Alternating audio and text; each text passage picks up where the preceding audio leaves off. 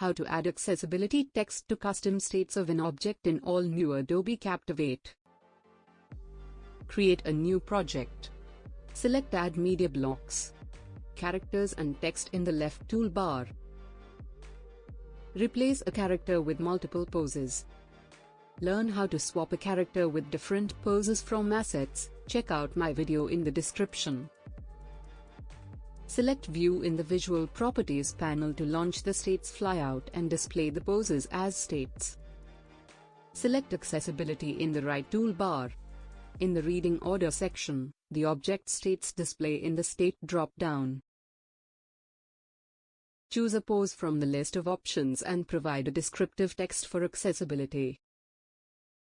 Repeat the steps to add accessibility text for the other states. Subscribe my channel and don't forget to click the bell icon to receive notifications about upcoming videos featuring all the latest updates on Adobe Captivate.